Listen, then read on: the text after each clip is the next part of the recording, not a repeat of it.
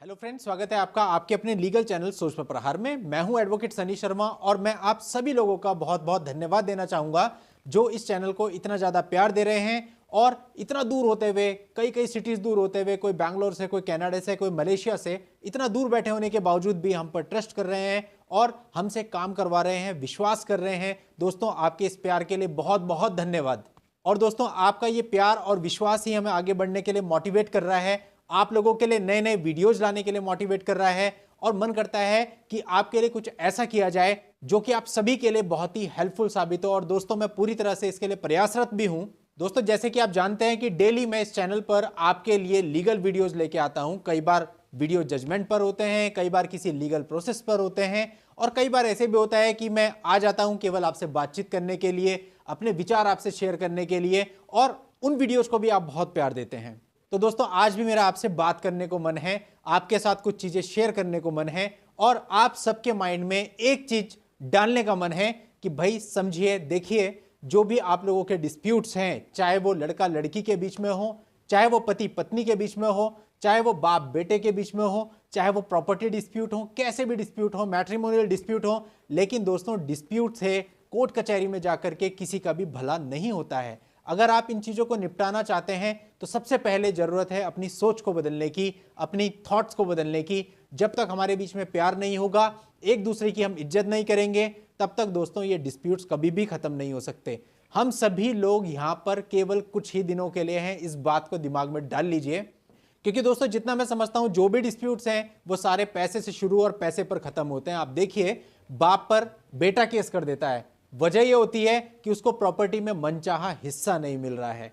कई बार पत्नी पति पर केस कर देती है, रीजन होता है कि उसको एक मोटी अमाउंट एज ए एलिमनी चाहिए होती है या फिर उसकी प्रॉपर्टी में हिस्सा चाहिए होता है। यहां तक कि कई बार तो मैरिड डॉटर भी अपने पिताजी पर केस कर देती है। कई बार आपने देखा होगा, थाने चौकी पे जाकर के ऐसे ऐसे इल्जाम बुजुर्गों पे लगा दिए जाते हैं जिनका कोई सेंस नहीं बनता।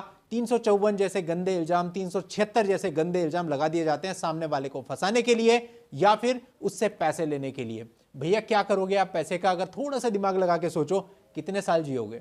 दोस्तों, इन सब से बाहर आना है तो हमें जरूरत है अपनी सोच को ठीक करने की, प्यार मोहब्बत रखने की, एक दूसरे का सम्मान करने की, और अपने बच्चों को अभी से ये सिखाएं ताकि मैरिड लाइफ के बाद वो इन डिस्प्यूट्स में ना पड़े। दोस्तों, जब हम कोर्ट कचहरी में जाते हैं तो हमारी ईगो हमारे साथ होती है। हम ये सोचते हैं कि अब चाहे हमारे जितने पैसे लग जाएं, इसको बता के रहेंगे, इसको दिखा के रहेंगे। इस तरह की फीलिंग्स मन में होती है क्योंकि सामने वाले ने हम पर झूठे एलिगेशंस लगाए होते हैं या फिर हमारे साथ कुछ गलत किया होता है। तो हमारा जो थिंकिंग है, हमारा जो सोचना है, वो कुछ इसी प्रकार का होता है और इसी ईगो में हम पूरी जिंदगी भर केस लड़ते हैं। और केस लड़ने के बाद चाहे वो किसी भी फेवर में जाए, लास्ट में हमें पता चलता है कि भाई, हमने इतने साल तक केस लड़के कमाया क्या, पाया क्या? कुछ भी नहीं। दोस्तों, ये लाइफ बड़ी कीमती होती है। यहां पर जब बच्चा छोटा होता है ना, तो छोटे होने से लेकर के उसके जो 12-13 साल तक का समय होता है, वो सारा समय बहुत अनमोल होता है उसके लिए। उसके बाद जब वो 14 साल से लेकर के 25 साल के बीच में होता है, वो एज ऐसी होती है कि उसको लाइफ को एंजॉय करना चाहिए। और 25 साल से लेकर 40 साल के बीच की एज ऐसी होती है जो कि उसकी मैरिड लाइफ होती है और इसके अंदर तो भैया उसे बहुत ज्यादा एंजॉय करना चाहिए। लेकिन स्थिति देखिए कितनी उल्टी है कि मैरिज होने के बाद से लेकर के सर के बाल सफेद हो जाते हैं और डिस्प्यूट्स ही चलते रहते हैं, वो उसी में उलझा रहता है। और कई सारे केसेस तो मेरे पास ऐसे आते हैं कि वो दूसरी मैरिज कर लेते हैं और दूसरी मैरिज में भी उनके साथ वही हो जाता है, दूसरी वाइफ भी उनके ऊपर मैट्रिमोनियल केसेस कर देते हैं। भैया, कहां जाएगा आदमी? ऐसे तो आदमी के लिए कोई रास्ता ही नहीं बचा, उसकी तो पूरी लाइफ ही खराब हो गई। भाई, हमें थोड़ा सा सोचना है कि हम लोग इस दुनिया में क्या करने के लिए आए हैं। क्या हम एक दूसरे से नफरत करके, एक दूसरे पर केसेस डाल करके, एक दूसरे को परेशान करने के लिए इस दुनिया में बैठे हैं, या फिर हम कुछ अच्छा करना चाहते हैं? अगर हम कुछ अच्छा करना चाहते हैं तो हमें पैसे की लालच निकालनी होगी। ठीक है, पैसा बहुत इंपॉर्टेंट है, पैसे से आप बहुत सारी लग्जरी चीजें खरीद सकते हैं लोगों, लेकिन दोस्तों, पैसे से सुख और शांति नहीं खरीदी जा सकती। इस बात को दिमाग में डाल लीजिए। अगर आप अपने हस्बैंड से 25 लाख रुपए की डिमांड करती हैं, मैं वाइफ को बता रहा हूं, अगर आप अपने हस्बैंड से अननेसेसरी 25 लाख रुपए की डिमांड करती हैं अपनी राइट से बाहर जाकर के, और वो किसी तरह से खुद को बेच के, अपना घर बेच के आपको 25 लाख रुपए दे भी देता है, तो यकीन मानिए आप उस 25 लाख रुपए में कभी भी खुश नहीं रहेंगी यदि आपने उसको टॉर्चर करके, हैरेस करके वो 25 लाख रुपए उससे ले लिए हैं। और यदि दोस्तों, प्यार मोहब्बत से साथ में रहते हुए हस्बैंड आप पर 1 लाख रुपए भी खर्च करेगा तो आपको उसकी खुशी मिलेगी। और सबसे बड़ी बात, हस्बैंड और वाइफ के बीच में आजकल जो चल रहा है, ये तेरा, ये मेरा, इतने पैसे मेरे, इतने पैसे तेरे, और बस इसी हिसाब किताब में लगे रहते हैं। अरे भैया, जहां पर प्यार होता है वहां पर हिसाब किताब नहीं होता, और जहां हिसाब किताब होता है तो तुम्हारा रिलेशन फिर बिल्कुल खोखला है। जो प्यार आई लव यू या आई लव यू टू तुम लोग लिख के भेज रहे हो, ये केवल और केवल दिखावा है। एक्चुअल में आपको मालूम ही नहीं है प्यार होता क्या है। जिस दिन आपको इस बात की समझ आ गई कि एक्चुअल प्यार क्या होता है, सारे झगड़े अपने आप खत्म हो जाएंगे, कुछ भी नहीं रह जाएगा। तो इसलिए भैया अगर शादी कर रहे हैं आप लोग तो सोच समझ के शादी कीजिए, और शादी के बाद ये काउंटिंग मत कीजिए कि इतना तेरा इतना मेरा, कभी आपने खर्च कर लिया कभी आपने खर्च कर लिया। मिल बांट के परिवार के लिए एक फैमिली जब तक आप नहीं मानोगे और गंदी सोच आपके मन में रहेगी, शादी के बाद भी एडल्ट्री में जाना है या फिर शादी के बाद भी आपको कुछ ऐसा करना है, नीचा दिखाना है अपने पार्टनर को, या आपकी ईगो आपके सिर पे सवार है, तो ऐसे केस में भैया फिर कुछ नहीं हो सकता। फिर तो आपकी लाइफ बर्बादी होनी है। आप इस हस्बैंड को छोड़ोगे या हस्बैंड अपनी वाइफ को छोड़ेगा, उसके बाद आप दोबारा जिसके साथ भी एंगेज होंगे वहां भी आपके साथ यही होना है। तो दोस्तों मेरे चैनल का नाम भी सोच पर प्रहार है, इसलिए मैं सोच पर बड़ा फोकस करता हूं। और स्टार्टिंग में सोच पर प्रहार जब इस चैनल का नाम रखा गया था तो मेरे माइंड में यही थिंकिंग थी कि अगर हमारी सोच बदले तो सब कुछ बदल सकता है, और जब तक सोच ना बदले तब तक कुछ नहीं हो सकता है। इसलिए दोस्तों अपनी सोच पर प्रहार कीजिए, थोड़ा सा बैठिए और मंथन कीजिए खाली बैठ करके कि भाई समस्या क्या है और इसको कैसे सुलझाया जा सकता है। अपने सास ससुर की इज्जत कीजिए, चाहे वो लड़की हो चाहे वो लड़का हो, और सास ससुर जो हैं वो भी उनको अपने बच्चों की तरह माने। ये ना माने कि ये लड़की दूसरे घर से आई है, उसको अपनी बेटी ही माने, बल्कि बेटी की तरह ही रखें और बेटी से बढ़कर उसके लिए करें। तो कैसे बहू उनकी इज्जत नहीं करेगी? दोस्तों ताली कभी भी एक हाथ से नहीं बजती है, कहीं ना कहीं कुछ ना कुछ तो दोनों पार्टी की तरफ से रहता है। यदि आप आराम से बैठ के मंथन करेंगे और दूसरे की गलती देखने की बजाय अपनी गलती देखेंगे कि हमारे अंदर क्या कमियां हैं और उसको दूर करने का प्रयास करेंगे, तो यकीन मानिए सब चीजों में आपको सफलता मिलेगी। चाहे वो कैसी भी चीज हो, चाहे वो आपका बिजनेस हो, चाहे वो आपकी नौकरी हो, चाहे वो आपकी मैरिड लाइफ हो, चाहे वो कोई और रिलेशन हो।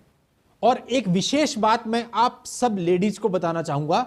आप देखिए आपका मैट्रिमोनियल डिस्प्यूट होता है, मैट्रिमोनियल डिस्प्यूट ठीक है, लेकिन उसके अंदर यदि आपके पास बच्चा है, चाहे वो लड़का है चाहे वो लड़की है, आप उस बच्चे को लेकर के अपने मायके चली जाती हैं, और उसके बाद जब पति ममतावश उस बच्चे से मिलना चाहता है तो आप मिलने भी नहीं देती है, यहां तक कि बात भी नहीं करने देती हैं, और ना ही उस पति को उस बच्चे के लिए कुछ करने देती हैं।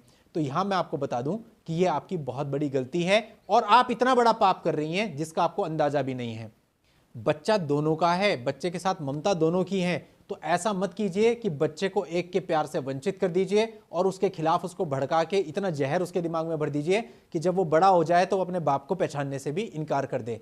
याद रखिएगा, बड़ा होके यही बच्चा आपको भी पहचानने से इनकार कर देगा, और जिस दिन आप उसकी शादी करोगी ना, उस दिन जब उसकी बहू आएगी वो आपके साथ बिल्कुल वही करेगी जो आपने किया है। थोड़ा सा सोचिए कि इस दुनिया से ऊपर भी एक सुप्रीम पावर बैठी है जो हम सबका हिसाब किताब कर रही है, तो उस सुप्रीम पावर से टकराने की कोशिश मत कीजिए। आप कोर्ट कचहरी से बच सकते हैं, लेकिन कर्मों का सिद्धांत अटल है। भगवान श्री कृष्ण ने कहा है कर्मों का सिद्धांत अटल है, उसका भुगतान तो फिर आपको करना ही पड़ेगा। इसलिए मेरी आप सभी लेडीज से यही विनती है कि आप ठीक है अपने मैट्रिमोनियल डिस्प्यूट्स लड़ते रहिए। अगर आप मानते हैं कि आप शांति से नहीं रह सकते, आपको जितनी बातें मैंने बोली हैं ये सब लेक्चर लग रहा हो, तो ठीक है आप लड़ते रहिए। हम वकील लोग हैं, हमें कोई दिक्कत नहीं है, हम आपकी तरफ से केस फाइट करते रहेंगे, लेकिन बच्चों को इस तरह से उसके पिता से दूर मत कीजिए, बच्चों के प्यार को आधा मत कीजिए।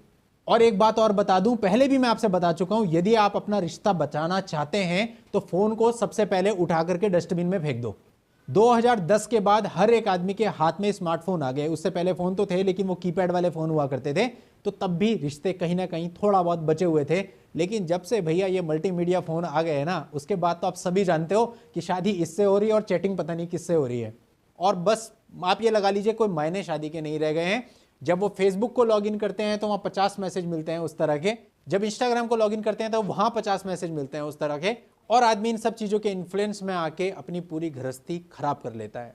सबसे पहले आपको अपने मन को मजबूत करना है, अपने मन को काबू में रखना सीखना है, ताकि वो इस चीजों के पीछे ना भागे, इन गलत रिलेशंस के पीछे ना भागे, प्लस पैसे के पीछे ना भागे, प्लस सबके प्रति सम्मान हो। ये सारी चीजें अपने अंदर डेवलप कर लीजिए, हम जैसे वकीलों की आपको जरूरत ही नहीं पड़ेगी। और दोस्तों एक बात मैं आपको और बताना चाहूंगा कि बहुत सारे लोग तो हमारे साथ ऑलरेडी जुड़े हुए हैं, डेली कंसल्टेशंस में हमारे साथ आते हैं, फोन कंसल्टेशंस लेते हैं, लेकिन बहुत सारे लोग ऐसे हैं जो पहली बार फोन कंसल्टेशंस ले रहे होते हैं, तो उनके मन में कहीं ना कहीं डाउट आ जाता है कि पता नहीं भाई बात होगी भी या नहीं होगी। तो मैं आपको क्लियर कर दूं, हमारी ये जो फर्म है ये all over India and outside India services provide करती है। आपको घबराने की बिल्कुल भी जरूरत नहीं है।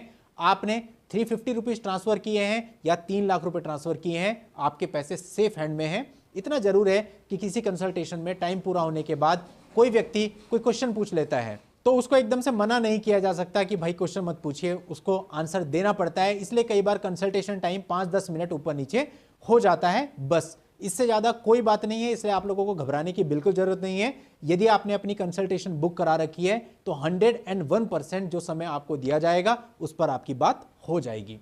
और जो लोग नए इस वीडियो को देख रहे हैं और अपनी पर्सनल प्रॉब्लम के लिए मुझसे बात करना चाहते हैं तो वीडियो के नीचे डिस्क्रिप्शन में व्हाट्सएप नंबर दिया हुआ है, वहां जाकर व्हाट्सएप मैसेज करके आप अपनी अपॉइंटमेंट बुक करके मुझसे बात भी कर सकते हैं।